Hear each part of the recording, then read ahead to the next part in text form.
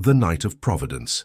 Welcome to a journey through the human soul. Today we'll discover a story that happened more than 140 years ago, but still echoes in our hearts. It's a narrative about how divine providence interweaves broken lives to create something beautiful and lasting. A story of hope when everything seems lost, of love born from compassion, and of how silences sometimes speak louder than words. Where are you watching from? Leave your city in the comments. We'd love to know where your affection comes from. And if this story touches your heart as it touched ours, don't forget to subscribe to the channel and leave your like. It helps us a lot to continue bringing these narratives that warm the soul. To year 1883, rural paths between the villages of Valle del Rio, when traveling meant days of walking and hospitality, was sacred law. The Night of Providence.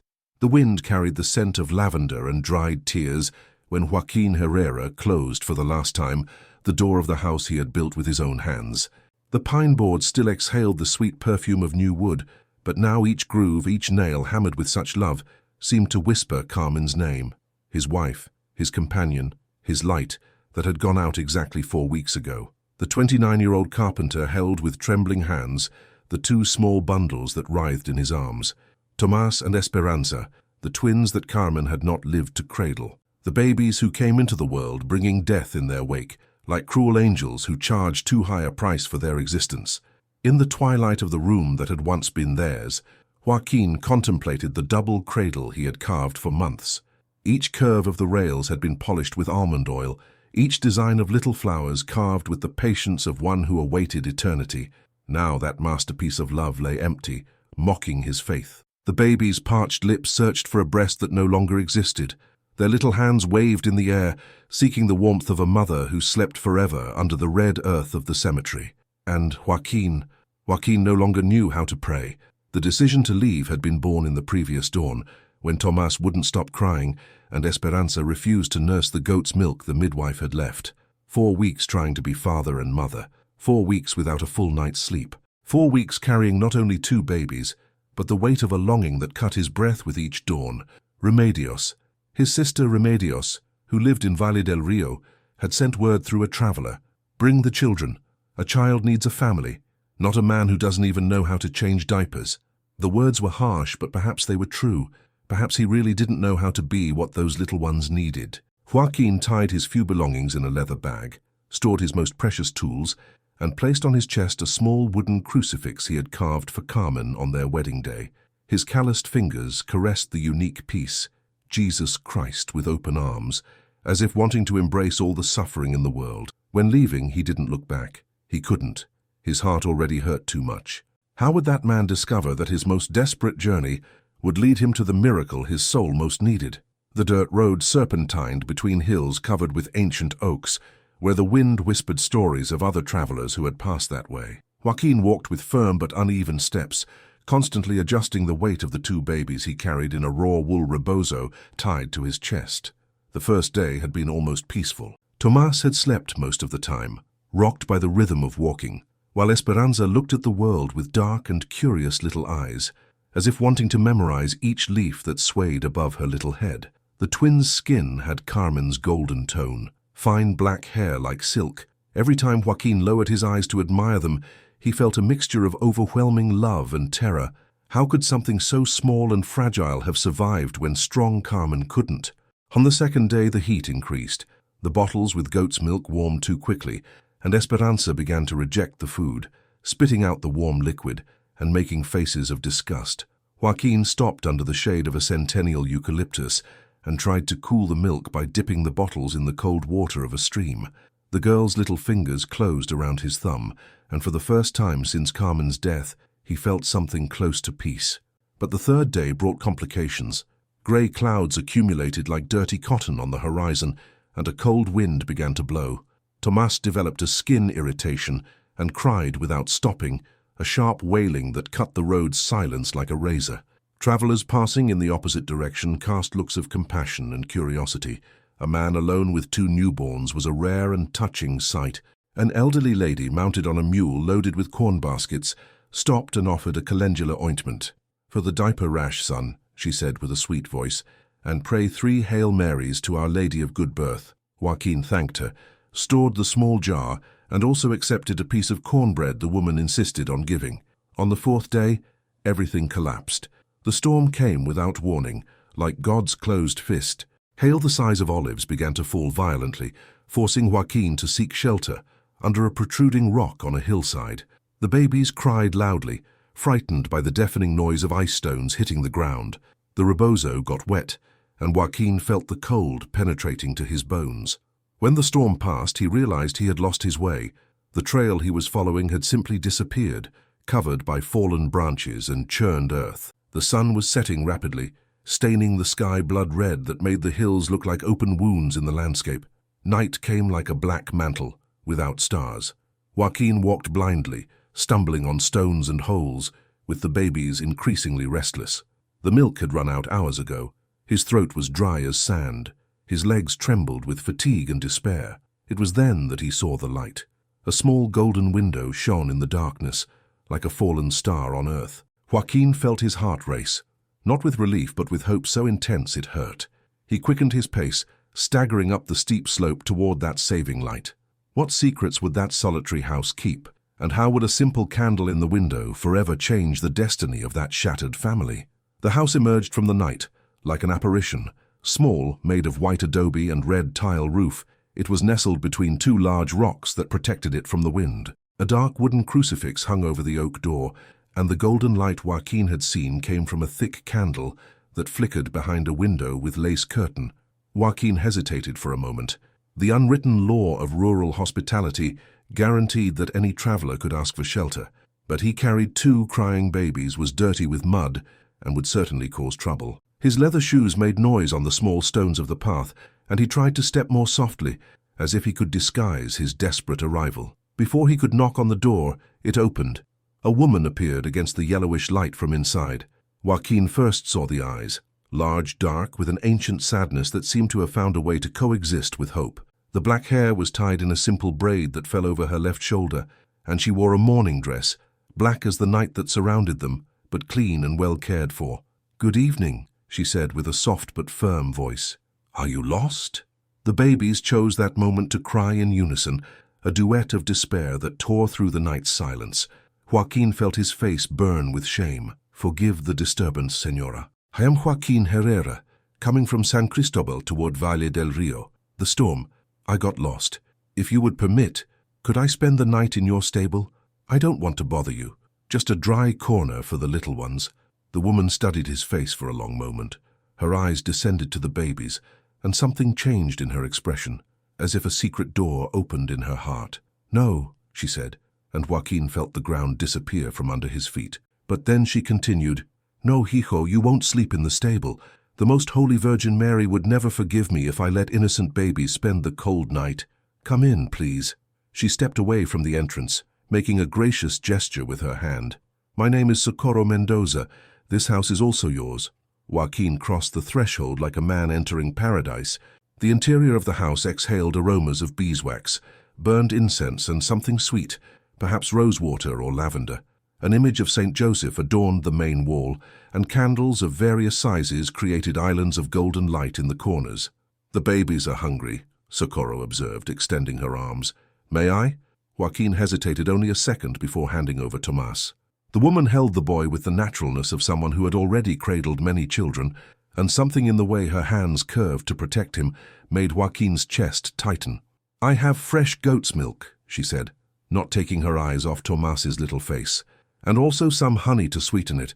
You must be exhausted." While Socorro heated the milk on a small but well-maintained wood stove, Joaquin observed the house. It was simple but cozy, with everything in its place. Embroidered quilts covered two wooden chairs. A small table held an open Bible and a dark beaded rosary. There were no signs of masculine presence, no hanging hat, no tool leaning against the wall, no pair of large boots. "Are you a widow, Senora Socorro?" he asked quietly, while rocking Esperanza. Her shoulders contracted almost imperceptibly. 3 years now." She said nothing more, but Joaquin perceived there was much suffering stored in those few words. Socorro returned with 2 warm bottles and sat in the chair next to his. Without asking, she took Esperanza in her arms and began offering the milk. The girl sucked eagerly, and her little eyes closed in contentment. Socorro smiled, a small smile. but genuine, that illuminated her entire face. "What are their names?" she asked. "Tomás and Esperanza, but we call her Pera." "Pera," repeated Socorro, and the word left her mouth like a prayer. "What beautiful names." "And the mother?" The silence stretched between them like a veil. Joaquin swallowed hard. "Carmen died in childbirth, a month ago." Socorro closed her eyes for a moment. When she reopened them, she was even sadder, but also more determined. "Then you'll stay here as long as you need," she said firmly. "This house knows pain. It also knows comfort." That night, for the first time in weeks, Joaquin slept more than 3 hours straight. But what secret pains did Socorro carry, and how would the crying of another's babies revive the ghosts she had buried deep in her soul? The days succeeded like rosary beads, each bringing small rituals of care and silences full of meaning. Socorro woke before dawn to warm the milk, prepare the bottles and change the cloths that served as diapers. Joaquin tried to help, but his large and calloused hands trembled when handling the delicate little bodies. "Like this," Socorro would say patiently, showing how to fold the soft fabric so as not to hurt the sensitive skin. "See, you don't need to squeeze much. It's like cradling a prayer, with firmness, but also with tenderness." The house gained a strange and beautiful dynamic. Joaquin fixed small repairs that Socorro couldn't do alone: a warped hinge, a loose board on the porch, the water pump handle that was sticking. She cooked simple but nutritious stews, mended his clothes torn by the journey, and hummed lullabies in a low voice when the babies got restless. But in the early morning of the 4th day, Joaquin woke to a sound that froze his blood. Socorro was crying. They weren't loud or desperate tears. It was contained crying, muffled, coming from the next room, interrupted whispers of pain that she tried to hide under murmured prayers. Joaquin got up slowly, checked that the twins were sleeping peacefully, and walked to the wall separating the 2 rooms. "Why now, Most Holy Mother? Why did they come just now? I thought I had already learned to live with this pain, but each cry reminds me of the eternal silence of my refugio." Joaquin felt as if he had been punched in the stomach. Refugio? Socorro had lost a child. He returned to his mattress on the floor, but couldn't sleep anymore. For the first time since Carmen's death, he thought about another person's pain.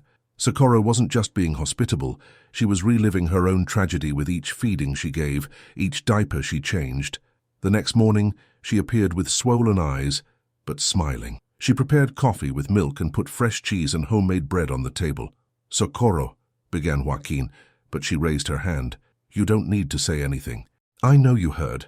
She sat in the chair in front and served coffee in 2 blue clay mugs. Her movements were graceful, but Joaquin noticed the slight tremor in her hands. "My husband, Aurelio, died of typhoid fever 3 years ago," she said without looking at him. "I was expecting our first child. At 6 months of pregnancy, the grief made me go into labor. The baby, Refugio, was born lifeless."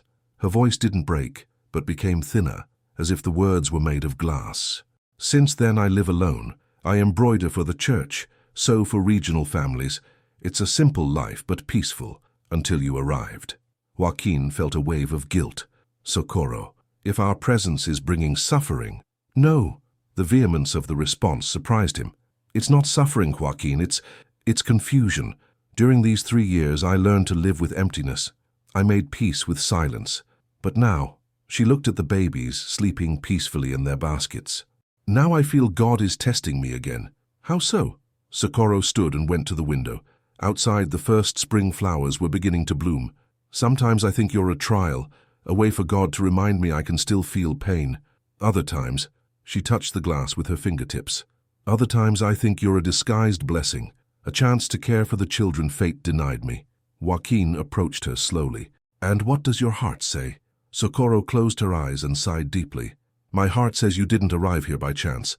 That stormy night I was praying, asking for a sign that I still had some purpose in this life, and then you appeared at my door." She turned to face him, and Joaquin saw in her dark eyes a new determination, like a flame that had just been lit. "I'll help you reach your sister. That's what I must do. But first, let me care for you for a few more days. Let me feel what it's like to have a family, even if it's just for borrowed time." But what would happen when that borrowed time was collected, and a judgmental sister appeared to claim what she considered hers by right? 4 months had passed like leaves the wind gently carries. Socorro's house had transformed into a home where the baby's laughter echoed between the adobe walls and the aroma of homemade bread competed with the perfume of flowers she had planted in the small garden. Tomas had learned to recognize the sound of her steps and smiled when she approached. Pera developed the habit of grabbing Socorro's dark braids and pulling hard, drawing crystalline laughter from the woman who never imagined feeling such joy. Joaquin had indefinitely postponed the departure to Valle del Rio. He had created an improvised workshop in Socorro's barn, where he carved small wooden saints for regional churches. His rough hands gained a new delicacy when carving little angels and Our Ladies, as if living with that temporary family had blessed even his art. The routine was simple and sacred. Socorro woke with the first rooster's crow, prepared coffee and the baby's milk. Joaquin got up shortly after, blessed the twins' foreheads with holy water and went out to work. During the day, Socorro cared for the children, embroidered layettes for baptisms and weddings, and sang old songs her own mother had taught her. At dusk, the four gathered on the porch for the rosary, and Joaquin told stories of the saints he carved while Socorro rocked the babies. It was a silent happiness, built in small gestures. Socorro's hand that lingered on Joaquin's when passing the mate, the looks that crossed over the sleeping little heads, the words that didn't need to be said because hearts already knew them. Until, one golden autumn afternoon, happiness was interrupted by the noise of hooves on the road. Remedios Herrera arrived like a storm in the form of a woman. Mounted on a sorrel mare, wearing a black traveling outfit and an expression of deep disapproval, she stopped in front of the house and dismounted with brusque movements, like someone ready for battle. "Joaquin!" she shouted without ceremony. "Where are you?" Socorro, who was embroidering on the porch with Pera on her lap, felt her heart race. There was something in that woman's voice that promised trouble. Joaquin came out of the barn with a small statue of St. Joseph in his hands, his face covered with wood dust. "Remedios, how did you find me?" It wasn't difficult. The entire region talks about the woodcarver who appeared with 2 babies and is living in sin with a widow. Remedios climbed the porch steps with heavy steps and fixed her eyes on Socorro.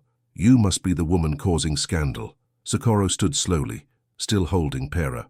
Her voice came out calm, but Joaquin noticed the tension in her posture. "I am Socorro Mendoza. Your brother and the children found shelter in my house." "Shelter," repeated Remedios, loading the word with sarcasm. "Is that what you call this irregular situation? A married man living with a woman without the church's blessing, causing talk everywhere?" "Remedios!" Joaquin approached, the statuette still in his hands. "Socorro saved us. She took advantage of your fragility." His sister cut him off. "Are you blind, Joaquin? Don't you see this woman wants to take advantage of the children to have the family she couldn't get? It's pathetic." The silence that followed was sharp as a razor. Socorro paled but didn't lower her eyes. Pera, sensing the tension, began to whimper. "I came to get my nephews," continued Remedios. "They're coming with me to Valle del Rio, where they'll have proper Christian education and won't be raised in this dubious situation." Joaquin felt the world spin. "Remedios, you don't understand." "I understand perfectly. You forgot your duties as a Christian father. You forgot Carmen died to give life to these children, and you're raising them in a scandalous environment." Remedios took a paper from her pocket. "I have here a letter from Father Sebastian, from Valle del Rio. He agrees the situation is inadequate and that the children should be raised in an appropriate Christian home." Socorro finally spoke, her voice low but firm. "The children are being raised with love and Christian faith. We pray every day. They're baptized by a woman living in concubinage." Remedios turned to her with flaming eyes. "You think God blesses this situation? A widow who threw herself at the first man who appeared with children?" The St. Joseph statuette broke in 2 in Joaquin's hand. Socorro took a step back, as if she had been slapped. "Enough," said Joaquin, with a dangerously low voice. "You won't speak to Socorro like that. She cared for us when we were lost. And now you're even more lost." Remedios gestured dramatically. "Joaquin, think of the children.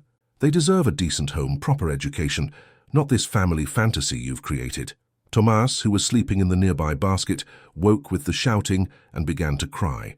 Socorro moved instinctively to pick him up, but Remedios was faster. "No," she said dryly, picking up the baby. "They're coming with me." Now, how would Joaquin choose between the sister who challenged him and the woman who had saved his family, when the twins' destiny depended on a decision that would forever change the course of their lives? The silence that followed was heavy as melted lead.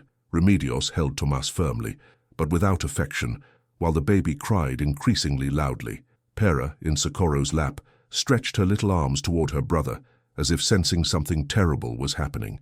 "Give me back my son," said Joaquin with a voice Socorro had never heard before, dangerous and low like the roar of a wounded animal. "Your son?" Remedios laughed bitterly. "You abandoned these babies to live in sin with this woman. What kind of father are you, Joaquin?"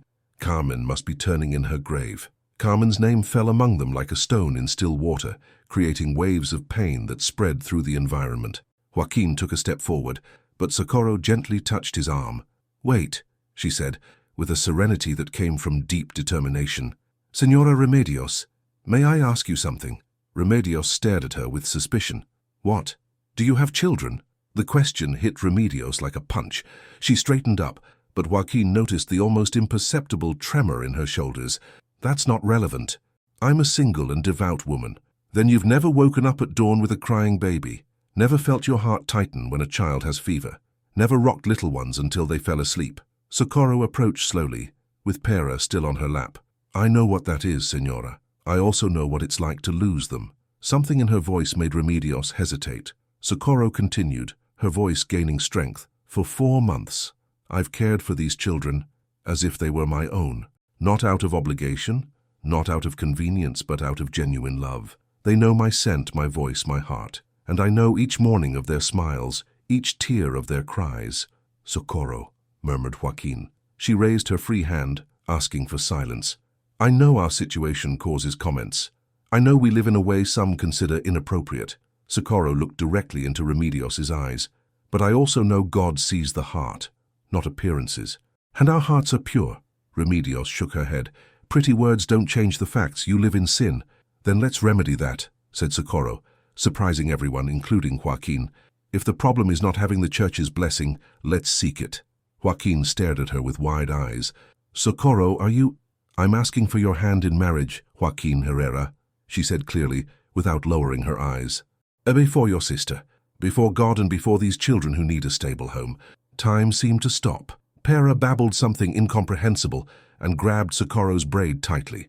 Tomas gradually stopped crying, as if he also wanted to hear the answer. Remedios opened and closed her mouth like a fish out of water. Joaquin felt his heart hammer in his chest. This wasn't how he had imagined a marriage proposal, neither giving nor receiving. But when he looked at Socorro, he saw not only the brave woman facing his sister, but the person who had cared for his children, who had healed his wounds, who had brought peace to his home. "Yes," he said simply. "Yes, Socorro, I want to marry you." Remedios let out a sound of exasperation. "This is ridiculous. A marriage of convenience to silence the comments. What a farce." Socorro approached her, and to everyone's surprise, took her free hand. "Señora Remedios, I understand your concern. You want the best for your nephews, and that's admirable. But I guarantee you, by all that is sacred, that they'll have in our home all the love, all the Christian education, and all the care they deserve. And if it doesn't work out," Remedios pulled her hand back.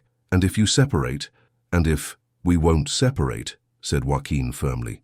"Socorro and we're already a family. We just need the formalization." Remedios looked from one to the other, visibly frustrated. Tomas had completely stopped crying and looked at her with curious little eyes. "Very well," she finally said, with bitter resignation. "Get married. But I demand the marriage be in church with all formalities, and I want to see the certificate." "It will be done," promised Socorro. "Father Francisco from San Miguel knows us well. He can celebrate the ceremony next week." Remedios returned Tomas to Socorro with brusque movements, but the baby didn't cry. On the contrary, he snuggled against her chest like someone returning home. "1 week," said Remedios dryly.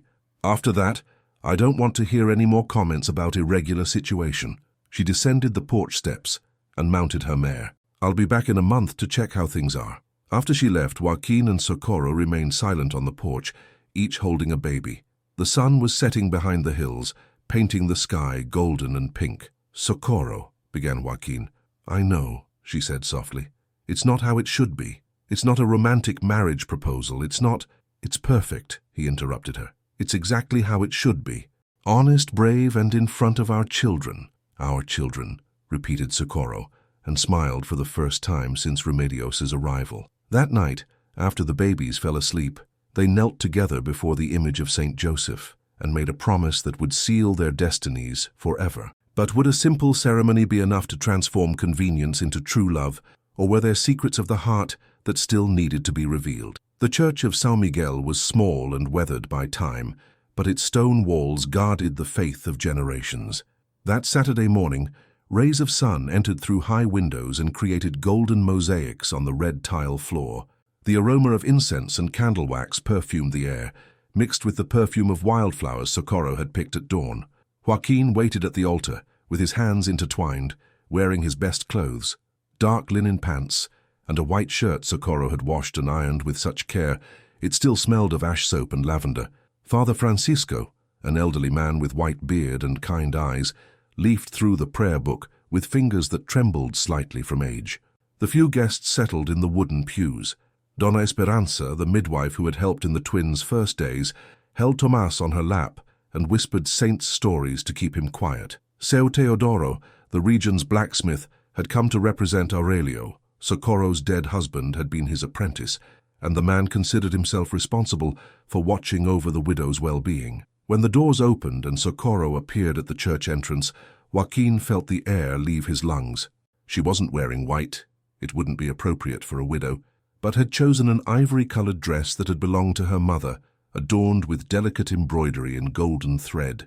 A Spanish lace mantilla covered her dark hair, pinned in a low chignon ornamented with small white flowers. She carried Pera on her lap, and the baby wore a little baptism dress Socorro had sewn during the nights before the wedding. But it wasn't the dress's beauty, or the care of the arrangements that touched Joaquin's heart. It was the expression on Socorro's face, a mixture of serenity and determination, as if she were not only walking to the altar, but heading toward the fulfillment of a destiny she had always known to be hers.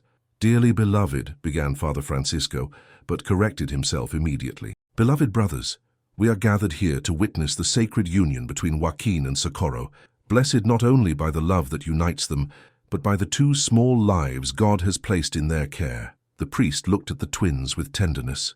"Rarely do I witness a wedding where the altar is adorned not only with flowers, but with the most precious fruit that exists, children who need love and protection." Socorro approached Joaquin, and they positioned themselves side by side before the altar. She passed Pera to Donna Esperanza and extended her hand to Joaquin.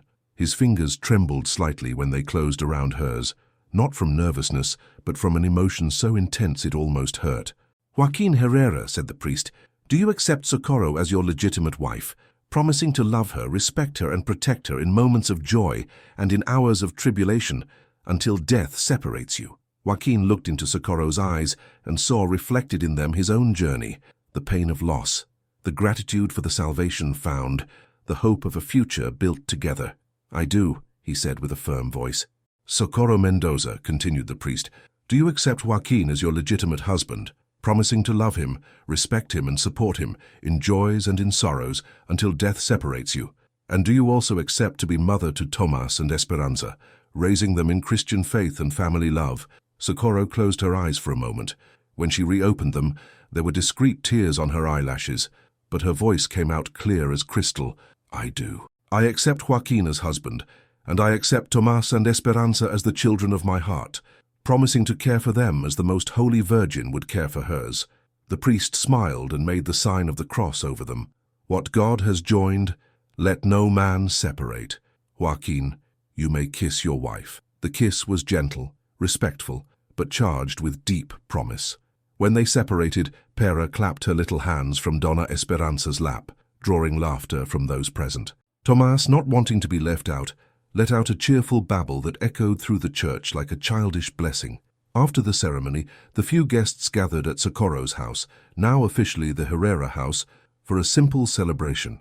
Socorro had prepared a lamb stew with potatoes and carrots, fresh bread and homemade dulce de leche. Joaquin played guitar and sang old songs, while neighbors toasted with red wine from the region. When night came and the guests departed, Joaquin and Socorro found themselves alone for the first time as husband and wife. The twins slept peacefully in their cradles. Yes, Joaquin had built 2 separate cradles as a wedding gift for Socorro. "Señora Herrera," he said with a shy smile. "Señor Herrera," she replied, blushing slightly. They sat on the porch, side by side, watching the stars that shone like points of light over the dark hills. A gentle wind brought the perfume of night flowers. "Joaquin," said Socorro quietly, "I want you to know I understand this marriage was born from necessity, not from—" He gently touched her lips, interrupting her. "It was born from what needed to be born," he said. "From care, respect, gratitude. It might not be the stormy love of romantic novels, but it's something more solid, more true." Socorro tilted her head and rested it on his shoulder.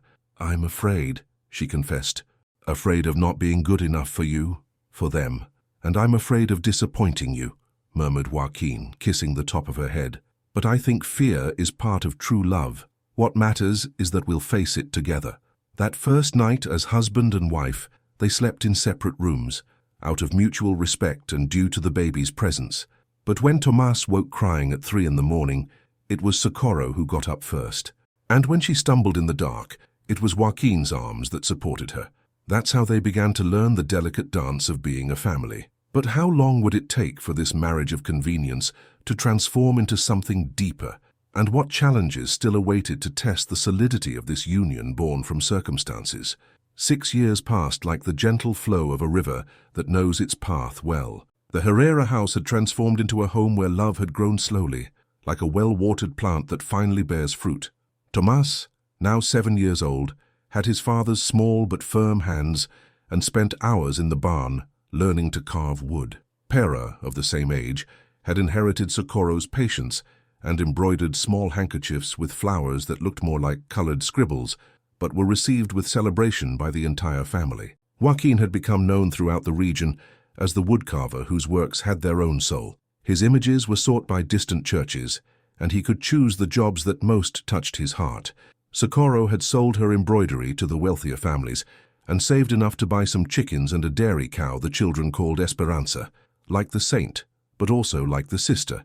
The love between them had matured slowly, built brick by brick through small daily gestures. The good morning kiss that began formal and became affectionate, the hands that automatically sought each other during evening prayers, the gaze that lingered when they thought the other wasn't looking. It wasn't the lightning passion of tales, but something more solid, a deep affection seasoned with respect and mutual gratitude. It was on a hot summer afternoon that Remedios returned. She arrived on foot this time, carrying a small suitcase, and with the appearance of someone who had lost much more than just material goods. Her hair, once always impeccably arranged, was disheveled. The dress, though clean, showed signs of careful mending. Even more shocking was her expression, humble, almost defeated. Tomás saw her first and ran into the house shouting, "Papa, Mama Socorro, it's Tia Remedios. She's coming back." Joaquin and Socorro exchanged glances. For 6 years, they had received only 2 letters from her. Formal, distant, asking about the children's health, but never about their well-being as a couple. Joaquin's sister had made it clear she considered the marriage a mistake and would maintain distance until they regained their senses. "Joaquin," said Remedios when she reached the porch, and her voice was different, lower, less haughty. "Socorro, I apologize for appearing without warning." Socorro rose from the chair where she was mending one of Tomás's shirts. "Remedios, welcome. Would you like a glass of water?" The kindness of the offer seemed to disconcert Remedios even more. She nodded and sat heavily in the chair Joaquin offered her. "What happened?" he asked, noticing something was very wrong. Remedios drank the water in small sips before responding. "I lost everything. The business, the house. There was a fire 3 months ago. Everything I built in 20 years turned to ashes in one night." Pera approached timidly and stood observing her aunt with curiosity. Remedios looked at the girl, now clearly a small version of Carmen, with the same dark hair and expressive eyes. "She's grown so much," she murmured. "Both have grown," said Socorro gently. "Tomás is learning his father's trade. Pera wants to be a teacher." "A teacher?" Remedios seemed surprised. "Donna Isabel from São Miguel School says she has talent for letters," explained Joaquin with paternal pride. "She reads better than much older children." Remedios remained silent for a long moment, observing the family dynamic. Tomás hung on his father's arm. Pera played with Socorro's braids, and there was a natural harmony among all that she couldn't deny. "I came to ask for shelter," she finally said, with her voice choked. "I have nowhere to go. I know I don't deserve your generosity. After everything I said, how I behaved." Socorro knelt beside Remedios's chair, taking her hands in hers.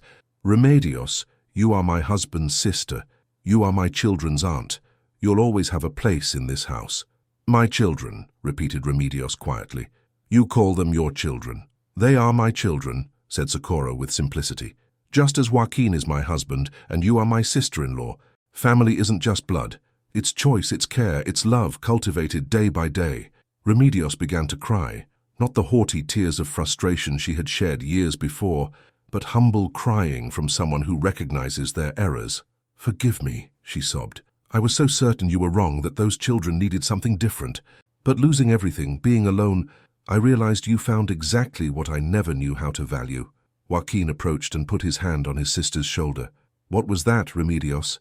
"A real family," she said, looking around. "Not just people connected by blood or convenience, but people who choose to care for each other every day." That night, during family prayer, Remedios asked for forgiveness publicly, first to Joaquin, then to Socorro, and finally to the twins, who hugged her without hesitation, with the ease of forgiving that only children possess. Can I stay?" she asked, almost whispering. "Forever," responded Socorro, and Joaquin nodded. Remedios never left again. She became the beloved aunt who helped with household chores, taught old prayers to the children, and gradually transformed into the most respected healer in the region. She had learned through loss and humility that true wealth was in the people we choose to love. But how would this expanded family face the challenges of the coming years, and what fruits would this tree planted in love and watered with forgiveness bear? 14 years had passed since that stormy night that forever changed the course of their lives. The Herrera house, once small and silent, now buzzed with the voices and dreams of a family that had grown not only in number, but in love and purpose. Tomas, at 21, had become a young man with broad shoulders and skillful hands, with the same concentrated look as his father when working with wood. His fame as a woodcarver had already surpassed the region. Churches in distant cities commissioned his works, and he developed his own style that combined Joaquin's refined technique with a new, more modern expressiveness. He had married the previous year to Esperanza Morales, the miller's daughter, a sweet girl with chestnut hair who integrated into the family as if she had always belonged to it. Pera, who now insisted on being called only Esperanza, considering the nickname childish, had blossomed into a young woman of serene beauty and sharp intelligence. At 21, she had become the first female teacher in the region, teaching not only first letters, but also arithmetic and geography to children from poor families who never imagined having access to formal education. She had refused 3 marriage proposals, declaring she had found her vocation in teaching and saw no need to choose between teaching and matrimony. Socorro, now 54, had acquired the serene dignity of women who know their own worth. Her hair showed silver threads at the temples, and small wrinkles formed around her eyes when she smiled, wrinkles that Joaquin kissed every morning, calling them marks of happiness. She had become the most sought-after midwife in the region, her delicate hands bringing dozens of babies into the world, while her whispered words calmed mothers in labor. Joaquin, at 43, maintained strength in his arms and precision in his hands, but had gained a new patience, almost monastic, in his work. His religious sculptures had evolved into true works of art, but he continued living in the same simple house, creating a family altar, where the family gathered every night to pray for the living and the dead. Remedios, at 58, had found a peace she never imagined possible. As a healer, she attended people from all over the region, combining ancient prayers with herbal teas she cultivated herself. Women sought her advice not only for physical ailments, but for matters of the heart. She never married, but often said she had gained a family much better than any marriage could have given her. It was on a Sunday afternoon, after Mass, that the family gathered on the porch for what had become a sacred ritual, the moment to count the week's blessings. "Today," began Joaquin, "I want to give thanks for the grandchildren on the way." He looked at Esperanza Morales, Tomas's wife, who blushed delicately while caressing her belly that was just beginning to show signs of pregnancy. "And for my daughter's wisdom," he continued, looking at Esperanza, the teacher, who taught 15 children to read this week. 17, corrected Esperanza with a smile. "So José's twins finally managed to put letters together." Socorro laughed softly. "My gratitude goes to the hands that helped me bring Donna Clara's daughter into the world. 5 hours of labor, but what joy when we heard the first cry." Remedios stretched in the rocking chair Tomás had made especially for her. "I thank for Donna Mercedes's visit today. After 20 years widowed, she finally decided to accept Sir Patricio's courtship. It's never too late to start over." Esperanza Morales, still shy in the family but increasingly integrated, spoke quietly. "I'm grateful for feeling like I belong here, and for the baby growing, who will be born surrounded by so much love." Tomás took his wife's hand and kissed it gently. "I'm grateful for having learned not only the craft of hands, but the craft of the heart. For having parents who taught me that family is who we choose to love every day." A gentle silence enveloped the group. The sun was setting between the hills, painting the sky pink and golden. From afar came the sound of bells from São Miguel Church, calling the faithful to evening prayer. Esperanza, the teacher, stood up and went to the small table on the porch where they kept the family Bible. She opened to a marked page and began to read, "The Lord bless you and keep you. The Lord make his face shine upon you and give you peace." "Amen," everyone responded in unison. Later that night, when the house was silent and everyone had retired, Socorro and Joaquin walked to the small garden behind the property. There, under an oak tree he had planted in the first year of marriage, was the small family cemetery where the remains of Aurelio rested, and beside it, a symbolic headstone in memory of Carmen. "Do you think she would approve?" asked Socorro softly, pointing to Carmen's headstone. "What we did with her children, our family." Joaquin put his arm around his wife's waist and pulled her closer. "I think she would smile seeing Tomás happily married, seeing Pera follow her dreams. I think she would thank you for being the mother they needed." "And Aurelio," continued Socorro, looking at her first husband's simple headstone, "I believe he would be happy knowing I didn't die of sadness, that I found a new way to love." They stood there for a few minutes in respectful silence, paying homage to the dead who had, in a way, blessed the union of the living. When they returned home, they found Remedios in the kitchen, preparing chamomile tea. "Can't sleep either?" she asked with a smile. "We just wanted to take a walk," replied Joaquin. "You know," said Remedios, serving tea in 3 small cups, "sometimes I think about how it all began. That stormy night when you arrived here lost." "The night of Providence," murmured Socorro, using the expression they had created to refer to that special night. "Exactly. And I think about how God uses even our mistakes to create something beautiful. If I hadn't been so harsh on that first visit, maybe you would never have gotten married. If I hadn't lost everything in the fire, maybe I would never have learned what really matters." Joaquin drank the tea slowly, savoring not only the drink, but that moment of family intimacy. "I think Providence isn't just one night, Remedios. It's every day we choose to be family. But would this happiness built with such patience resist the storms that time always brings? And what final lessons did it still hold for those hearts that learned to love through sacrifice?" 5 years later, the Herrera house had transformed again. Now echoing through the property were not only the voices of adults, but the crystalline laughter of 2 small children, Tomás and Esperanza Morales' twins, Carmen, Rosa, and Aurelio, baptized thus in honor of deceased family members, but affectionately called Carmencita and Lilo. Socorro, at 59, had found in her condition as grandmother a happiness she didn't know was possible. Her hands, now marked by the lines of experience, were disputed by the grandchildren who wanted to hear old stories while she embroidered or prepared homemade sweets. Joaquin, at 48, had built small wooden toys for the twins, rocking horses, colorful tops and dolls that Carmencita hugged with devotion. The woodcarver workshop had prospered so much that father and son now worked side by side, their works being commissioned by sacred art collectors from important cities. Tomás had developed a unique painting technique that gave the sculptures an almost living expressiveness, while Joaquin specialized in large pieces for churches. Esperanza, the teacher, now 26, had expanded her informal school. She had managed to convince the priest of São Miguel to lend a room at the back of the church, where she taught not only children but also adults who wanted to learn to read. Her evening classes were attended by rural workers, mothers, and even elderly men who had spent their entire lives illiterate. Remedios, at 63, had become a kind of regional wise woman. People sought her advice not only for health issues, but for family problems, important decisions, and even matters of love. She attended on the house porch under the shade of the oak Joaquin had planted, and never charged for her services. She only accepted spontaneous offerings from her patients. It was on a winter morning, when a fine mist covered the hills like a bridal veil. that Socorro made a discovery that would again change the family's dynamic. She was organizing the room that had once been Remedios's, now transformed into a fabric storage for embroidery, when she found a wooden box hidden behind old clothes.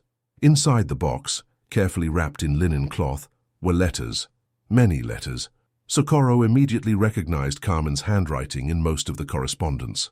They were letters that Joaquin's first wife had written to Remedios during the marriage years, letters that never reached their recipient because Remedios had refused to maintain contact after disapproving of the union. With trembling hands, Socorro opened one of the letters. "Dear sister-in-law Remedios, I know you don't approve of my union with Joaquin, but I hope someday you can get to know me better and see that I truly love your brother. He speaks of you with such affection. I wish we could be friends, and that my children have the privilege of knowing the aunt they hold dear even before being born. With love and hope, Carmen." Socorro sat heavily on the bed and continued reading. There were letters telling about the house construction, about Carmen's happiness with the pregnancy, about plans for the baby's future. There were also letters that Remedios had begun to write in response but never sent, drafts where she confessed her envy of her brother's happiness and her fear of no longer being important in his life. When Joaquin arrived from the workshop for lunch, he found Socorro in the kitchen with eyes red from crying. "Love, what happened?" he asked, worried. Socorro showed the letters. Joaquin leafed through them in silence, his expression gradually changing from worry to sadness, then to deep understanding. "Carmen wanted so much to get to know her better," murmured Socorro. "And Remedios, poor thing, suffered alone with her own stubbornness." "Should we show them to her?" asked Joaquin. Before Socorro could answer, Remedios entered the kitchen, returning from a visit to a woman in labor. She immediately saw the letters on the table and paled. "You found them," she said simply. "Remedios," began Socorro. "I kept them all these years," interrupted her sister-in-law, sitting slowly. "I couldn't read them, but I also couldn't destroy them. They are proof of my pride and my stupidity." Joaquin sat beside his sister. "Why did you never tell us?" Remedios sighed deeply. "Because I was ashamed. Every word Carmen wrote showed how much better a person she was than me. She wanted to include me in the family, and I rejected her out of pure jealousy." Socorro approached and put her hand on her sister-in-law's shoulder. "Remedios, Carmen is gone, but you're here. You've been with us all these years, being the wonderful aunt she wanted you to be for the children. But it's too late to ask her forgiveness," cried Remedios. "No," said Joaquin softly. "We can go to the cemetery this afternoon. We can read the letters to her. Tell her how you became part of this family, how you cared for her children." That afternoon, the entire family went to the small cemetery. Remedios, with a choked voice, read aloud one of Carmen's letters, and then, for the first time, spoke directly to the sister-in-law she never met. "Carmen, your generosity humbles me to this day. You offered friendship when I offered rejection, but I want you to know I cared for your children as if they were mine. I loved them as you would have loved, and I learned through them and this family what it means to forgive and be forgiven." Carmencita and Lilo, who had remained quiet during the ceremony, ran to hug Great-Aunt Remedios. In the children's innocence, there was certainty that love always overcomes past difficulties. That night, Socorro stored the letters in a new box, along with family photos and other treasures. They were no longer painful secrets, but testimonies of how love can grow even in the most difficult terrains. "Life is strange," she commented, as Joaquin brushed her hair before sleep. "Carmen never personally met Remedios, but she ended up being the one who brought us closer to your sister." "I think the people we love never really leave," replied Joaquin thoughtfully. "They continue influencing our lives through the acts of love they leave behind." But would this family, which had learned to transform pain into love and errors into wisdom, be prepared for the final revelation that would test not only their unity, but also the strength of the faith that had sustained them for so many years? Autumn had arrived with a golden melancholy that covered the hills like a velvet mantle. The trees around the Herrera house dressed in amber and crimson tones, and there was in the air that special quality of light that announces winter's approach. Socorro, now 62, had felt in recent weeks a fatigue she couldn't explain. It wasn't just the tiredness from household chores, but something deeper, as if her body whispered secrets her mind wasn't ready to hear. It was during a Thursday morning, while preparing the dough for weekly bread, that she collapsed. Joaquin found her on the kitchen floor, conscious but pale as candle wax, hands pressed against her chest in an instinctive attempt to contain the pain that cut her breath. The flour was scattered on the floor like fine snow, and the silence in the house seemed to amplify the irregular sound of her breathing. "Socorro!" Joaquin's shout brought the entire family running. Remedios arrived first, her 66 years not preventing her from kneeling agilely beside her sister-in-law. Tomás appeared soon after, carrying Lilo, while Esperanza Morales held Carmencita and Esperanza. The teacher dropped the books she was grading on the porch table. "The heart," murmured Remedios after quickly examining Socorro, noticing the pallor and slightly bluish lips. "She needs absolute rest. Tomás, get Dr. Henrique. Esperanza, prepare lemon balm tea." "Joaquin!" She looked at her brother-in-law and saw on his face the same terror that had inhabited his eyes the night Carmen died. "Joaquin, help me take her to bed." The days that followed were of silent tension that hung over the house like a storm cloud. Dr. Henrique, an elderly and wise man who had attended the region for decades, confirmed Remedios's suspicions. Socorro's heart was weak, probably a consequence of years of intense work and accumulated emotional stress. "There's not much medicine can do," he explained to the family gathered in the living room.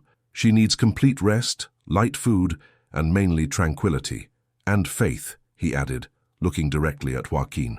"Much faith." Socorro came to live between the bed and the rocking chair on the porch, where she could feel the gentle breeze and observe the house's movement. Her hands, which once embroidered entire layettes, now trembled when holding a cup of tea. The voice that had comforted hundreds of babies at birth was reduced to a tired whisper, but her eyes maintained the same sweetness and wisdom as always. Joaquin refused to leave the room during the first weeks, sleeping in a chair beside the bed, holding her hand during nights when pain intensified. He had completely stopped working, ignoring the orders that arrived and the financial concerns Tomás tried to minimize. "Love," whispered Socorro one afternoon, when golden light entered through the window and created soft patterns on the blanket. "You need to live. You can't stop your life because of me." "My life is you," replied Joaquin with a hoarse voice. "You and the children. Everything else is just the rest." Socorro smiled weakly and caressed her husband's bearded face. "Do you remember that night, so many years ago, when you arrived here lost, with the babies?" "How could I forget? It was the night that changed everything. I was so alone, Joaquin, so lost in my own pain. And then you appeared at my door, and suddenly I had a reason to wake up in the morning, to prepare coffee, to smile." She paused, seeking breath. "You saved me as much as I saved you." Remedios, who was embroidering in a nearby chair, looked up from her work. During the long vigils beside her sick sister-in-law, she had become her closest confidant, the person with whom Socorro shared the fears she didn't want to impose on Joaquin. "Socorro," said Remedios gently, "is there something you need to tell him?" Socorro nodded slowly. "Joaquin, I want you to promise me something. Anything. When I'm no longer here, promise you won't close yourself in suffering like you did when Carmen died. Promise you'll continue living, that you'll see the grandchildren grow, that you'll finish the St. Francis statue you're carving." Joaquin felt tears burn his eyes. "Socorro, don't talk like that. You'll get better. You'll—" "Promise?" she insisted, and there was urgency in her voice he couldn't ignore. "I promise," he whispered, knowing he was making the most difficult promise of his life. That night, after everyone retired, Socorro asked Joaquin to open the window. The autumn's cold air entered the room, carrying the perfume of the garden's last flowers. "Listen," she said. Joaquin sharpened his ears and heard what Socorro had perceived. From far away, very faint, came music. It was Esperanza, the teacher, playing guitar on the porch and singing a lullaby for the twins.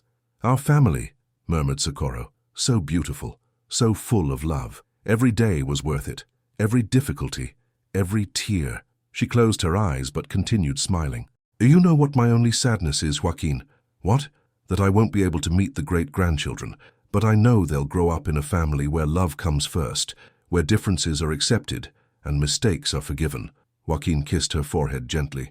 "They'll know you through the stories we'll tell, through the prayers you taught us, through the love you planted in all of us." Socorro breathed deeply, as if inhaling not only air, but all the blessings of that shared life. But would this family, forged in adversity and tempered in love, find the strength to face the greatest test of all, learning to continue loving even when it seemed the heart would break with longing? Winter brought with it a special quietude, that extended over the Herrera house like a protective mantle. Socorro had found a fragile stability. She wasn't improving, but she also wasn't deteriorating rapidly. It was as if her body had made peace with frailty, learning to live within the limits illness imposed. Joaquin adapted his routine to care for his wife without completely abandoning work. In the morning, he carved for a few hours in the workshop, always with his ear attuned to the house's sounds. In the afternoon, he sat beside Socorro and worked on smaller pieces, little angels, delicate crucifixes, saints that fit in the palm of his hand. He discovered this meticulous work required concentration that calmed his anxiety. The entire family reorganized around Socorro's care. Esperanza, the teacher, reduced her teaching hours to take over part of household chores. Tomás and Esperanza Morales moved to a room in the renovated barn, leaving the main room closer to the care the matriarch needed. Remedios completely took over the kitchen and became the official nurse, mixing her experience as a healer with Dr. Henrique's advice. But it was Carmencita, at 5 years old, who brought the most effective remedy for Socorro. The girl had developed the habit of sitting at the foot of her grandmother's bed every afternoon and reading invented stories. She held a picture book Esperanza, the teacher, had brought from school, pointed to the illustrations, and created fantastic narratives about princesses who healed sick dragons and saints who played with angels in heaven. "Grandma Socorro," said Carmencita one December afternoon, when snowflakes began to fall outside, "do you want to know a secret?" Socorro, who was slowly embroidering a simple handkerchief, looked up and smiled. "Of course, my princess. I know how you're going to get well." Socorro's heart tightened. Children had a cruel intuition sometimes, a capacity to see truths adults preferred to ignore. "And how is that, dear?" Carmencita approached and whispered conspiratorially. "Every night before sleeping, I ask my guardian angel to take care of your guardian angel. And I also ask Mama Carmen in heaven to talk to God about you." Socorro felt her eyes fill with tears. "And why do you do that?" "Because Grandpa Joaquin gets very sad when he thinks you're going away. And Papa Tomas, too. And Aunt Esperanza. And everyone." Carmencita climbed on the bed and nestled in Socorro's arms. "So I thought, if everyone in heaven helps, you can stay a little longer." Socorro hugged her granddaughter with all the strength still left in her arms. "You know something, Carmencita? I think your prayers are working." It wasn't a lie. Since the girl had begun her evening visits, Socorro felt calmer, less anxious about the future. There was something in the child's pure and uncomplicated faith that was contagious, that reminded Socorro that miracles didn't need to be grandiose. Sometimes they were just extra days of coexistence, shared afternoons, the sound of laughter echoing through the house. Lilo, though shyer than his sister, also developed his own care ritual. Every morning he brought Socorro a little flower he picked from the garden. Even in winter, he managed to find small daisies that resisted the cold. "For you to smell and be happy," he explained with his still childish voice. It was on an especially cold January afternoon that Socorro made a discovery that would change her perspective on her own condition. She was on the porch, covered by several blankets, watching Joaquin teach Tomás a new carving technique, when she realized she no longer felt fear. For months, she had lived with constant anxiety about the future, about leaving the family, about not seeing the grandchildren grow. But at that moment, watching 3 generations of the family working together, Joaquin teaching, Tomás learning, and Carmencita trying to imitate the adults with a little piece of wood, she realized her physical presence was only part of what she would leave behind. "Joaquin," she called softly. He immediately dropped his work and approached. "Do you need anything, love? I need you to understand something." Socorro took his hands in hers. "I'm not going away completely. I'll be in every technique you teach, Tomás, in every prayer Remedios makes, in every class Esperanza gives, in every story you tell the grandchildren." Joaquin knelt beside her chair. "Socorro, let me finish." Her voice was firmer than it had been in weeks. "All my life I thought love was just being physically present, caring, protecting, feeding. But now I understand that true love is planting seeds that continue growing, even when the gardener is no longer there to water them." She looked around at the family scattered around the yard, each person busy with their tasks, but all connected by invisible bonds of affection and mutual care. "Look what we created, Joaquin. Not just a family, but a legacy of love. Tomás and Esperanza will raise their children as they were raised. Esperanza, the teacher, will teach hundreds of children not only to read, but to value education. Remedios will continue healing bodies and souls. And you, she caressed his face, you'll continue creating beauty with your hands, because you learned that art is just another form of prayer. Joaquin kissed Socorro's hands, feeling in them the texture of a lifetime of work and care. How do you manage to be so wise? I'm not wise, so I'm just grateful. Socorro smiled with a serenity that seemed to illuminate her entire face. Grateful for that stormy night that brought us to each other. Grateful for every day we had. Grateful for knowing the love we created will continue growing long after I'm no longer here to see it. But there was still one last lesson destiny held for this family, a final revelation that would show how true love has the power to transform even farewell into an unforgettable blessing. Spring arrived timid that year, as if it knew it needed to bring not only renewal, but also courage for what was to come. The first flowers sprouted in the garden Socorro had planted years before, and the peach trees covered themselves with pink flowers that perfumed the air with an almost melancholic sweetness. Socorro woke one March morning knowing, with a certainty that came from some deep place in her soul, that this would be a different day. There was no worsening in her symptoms.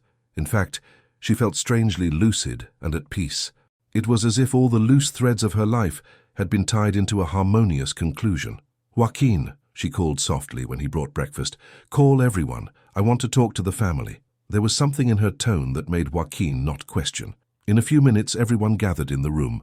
Tomás and Esperanza Morales with the twins, Esperanza the teacher still in her morning robe, and Remedios drying her hands on her apron. Socorro observed them for a moment, engraving in memory each beloved face. Carmencita climbed on the bed and nestled in her arms, while Lilo stayed beside Tomás, holding his large hand with small and curious fingers. "My dear family," began Socorro, her voice clear despite physical weakness. "I want you to know this has been the happiest period of my life. Not just these last months, but all the years we spent together." Joaquin sat on the edge of the bed, sensing where the conversation would lead. "Socorro, you don't need to." "I do need to. There are things a woman needs to say before departing." She looked at each one individually. "Tomás, my dear son, you have your father's blessed hands and a heart that transforms wood into prayer. Continue creating beauty in this world, and take good care of this precious family you've built." Tomás wiped his eyes with the back of his hand. "Mama Socorro, Esperanza Morales, my daughter of the heart, thank you for bringing so much joy to our house. Your children are this family's future, and I know you'll raise them with the love and wisdom I learned to admire in you." The young mother held Socorro's hand, fighting not to cry in front of the children. "Herr Esperanza the teacher, my brave girl, you are proof that women can change the world when they follow their dreams. Continue teaching, continue illuminating young minds. Your mother Carmen would be so proud." The young teacher nodded, unable to speak. "Remedios, my dear sister, you taught me it's never too late to start over, to forgive and be forgiven. Continue being this community's healer, but never forget you also deserve to be cared for." Remedios approached and kissed Socorro's forehead. "Thank you for teaching me what unconditional love is." Socorro turned to the twins. "Carmencita and Lilo, my treasures, you're too small to understand now, but I want you to know you were the joy of my last years. Grow with kindness in your hearts and always remember, family is who we choose to love every day." Carmencita, with children's intuition, asked, "Grandma, are you going to travel like Mama Carmen?" Socorro smiled with tenderness.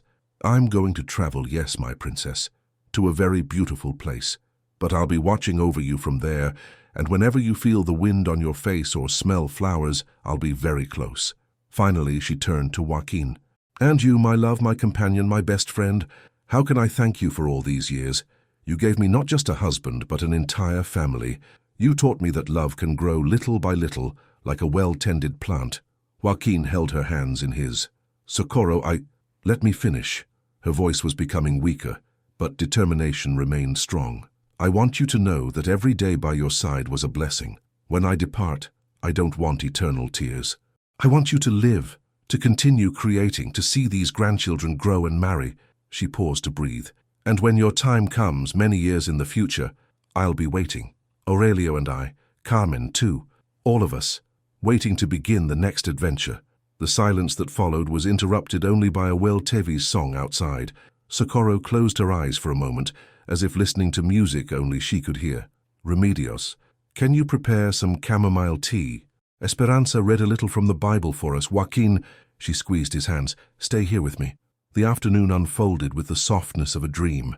The family took turns beside the bed, telling stories, singing old songs, simply being present. Socorro listened to each voice as if it were a musical note in a final symphony. When the sun began to set, painting the room golden and pink, Socorro made her last request. "Joaquin, can you show me the St. Francis statue you were finishing?" He brought the small sculpture, a St. Francis of Assisi with open arms, as if embracing the entire world. Socorro held it with trembling hands. "Perfect," she murmured. "That's how I feel now, with open arms, embracing everything I lived, everything I loved." As night advanced, her breathing became softer, more spaced. Joaquin held one of her hands, Remedios the other. The other family members settled around the bed, creating a circle of love and protection. "The night of Providence," whispered Socorro, almost inaudibly. "That's how our entire story was. A long night of Providence." Her last words were a prayer. "Virgin Mary, receive this family in your arms. Care for them as I tried to care." Socorro Herrera departed with the same serene silence with which she had lived, surrounded by all those she had chosen to love. Outside, a gentle breeze made the peach tree flowers dance, as if they were angels celebrating the arrival of a kind soul in heaven. But how would this family, forged in love and tempered in loss, transform their greatest pain into their most precious legacy, proving that not even death can defeat true love? 22 years had passed since that stormy night that forever changed a family's destiny. Joaquin, now a 70-year-old man, completely white hair but still firm hands, walked slowly through San Miguel Cemetery, carrying a bouquet of lavender and white roses. Socorro's headstone was simple and elegant, ornamented with a small crucifix he himself had carved. Beside it rested Carmen and Aurelio, 4 lives that had intertwined mysteriously to create something greater than any of them could have imagined alone. "Good morning, my love," said Joaquin softly, placing fresh flowers in the marble vase. "I came to tell you this week's news." It was a ritual he maintained religiously. Every Sunday after Mass, he came to talk with Socorro, sharing with her the family's progress they had built together. "Tomás finished the Our Lady statue for the new church in Valle del Rio. You would be so proud. His work is even more refined than mine ever was. And Esperanza Morales is expecting their 4th child, 43 years old and still with energy to raise another little one." Joaquin sat on the small bench he had built beside the tomb. "Carmencita got married last month to Professor Sebastian's son, remember him? He's a good young man, studying law in the big city.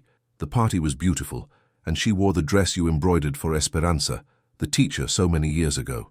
A gentle breeze moved the oak tree's leaves planted over the tomb, a tree that had grown vigorous, offering shade and protection to those who came to visit the dead. "And Lilo, oh, Socorro, you would laugh if you saw our little grandson. He became a priest. Father Aurelio, imagine that. He says it was your influence, the prayers you made when he was small.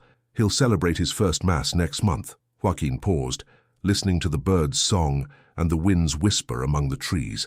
The cemetery wasn't a place of sadness for him, but of continuity, a space where the living and dead coexisted in harmony. Esperanza the teacher became regional school director, 300 children learning to read and write. She never married, but always says she has hundreds of spiritual children. And Remedios, our dear Remedios, left 3 years ago, sleeping peacefully in her rocking chair. On her last day, she was still teaching healing teas to the region's young women. Joaquin's voice became slightly choked. Remedios's loss had been felt by the entire family, but they had faced it with the serenity Socorro had taught them, understanding death as a natural part of life's cycle, not as love's failure. "And I," Joaquin smiled, touching the headstone's smooth stone. "I continued living as you made me promise. I still carve, though less than before. I taught everything I know to Tomás and to the grandchildren who have talent for wood. The workshop is never empty. There's always someone learning, creating, giving new life to old saints." Footsteps approached along the cemetery's pathway. Joaquin turned and saw Tomás walking toward him, accompanied by a small woman with grey hair he didn't immediately recognize. "Papa," said Tomás softly, "I brought someone who wanted to meet Mamá Socorro." The woman approached timidly. "Señor Joaquin, my name is Mercedes Santamaria. Socorro helped me when my daughter was born 25 years ago. I came to thank her, even if late." Joaquin stood and greeted the visitor. "Socorro would be happy to know you remember her." "How could I forget?" Mercedes smiled through tears. My daughter was born during a terrible storm. I was alone, afraid, and Socorro spent the entire night with me. When my little one finally arrived, she said, "Every baby born in a storm is blessed by Providence. She'll be a special child." Mercedes showed a photo she took from her purse.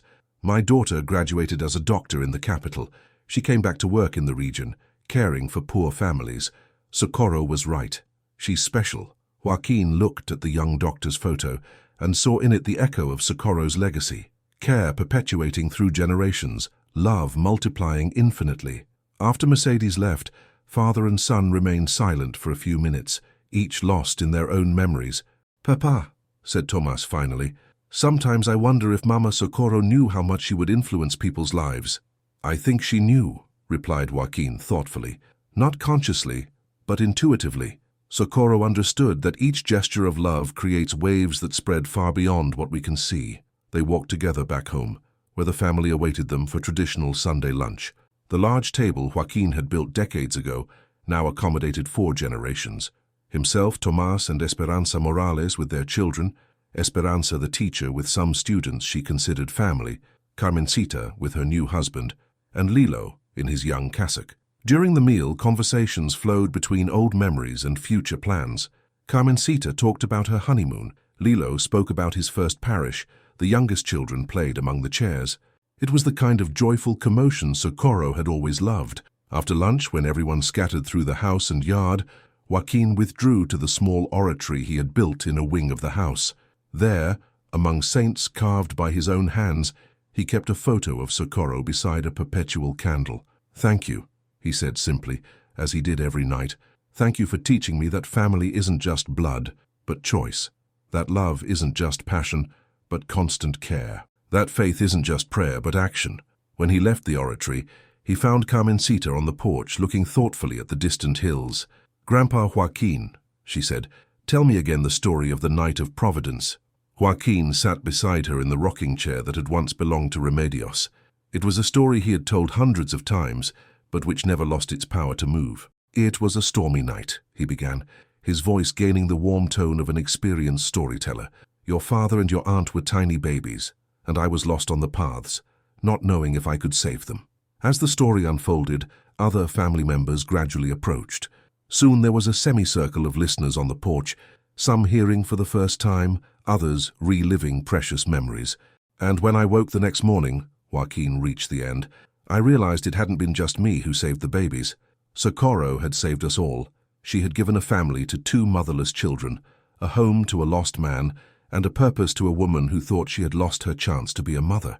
The sun was setting between the hills, painting the sky the same golden and pink colors as that first morning in Socorro's house, so many years ago. "Grandpa," asked one of the youngest children, "do you think Grandma Socorro is watching us now?" Joaquin looked around at his family scattered on the porch, children playing, adults talking, grandparents telling stories. He felt a gentle breeze that brought the perfume of flowers from the garden Socorro had planted, heard the sound of laughter, mixed with birds singing in the centennial oak. "I'm certain she is," he said with a smile. "And I'm certain she's smiling." That night, when the house finally fell silent and everyone retired, Joaquin made his last prayer before sleep, the same one he had made every night since Socorro's death. "Thank you, Lord, for the stormy night that brought us to each other. Thank you for the years of love you gave us. And thank you for teaching me that true love doesn't end with death. It just changes form and continues growing in the lives it touched." Outside, the wind whispered among the ancient trees, carrying this prayer to join the eternal chorus of gratitude that rose from that blessed house. The love story had ended, but love itself remained forever, alive in the hearts it had touched, in the lives it had transformed, in the future generations that would carry forward the legacy of kindness planted on a distant night of storm and solidarity.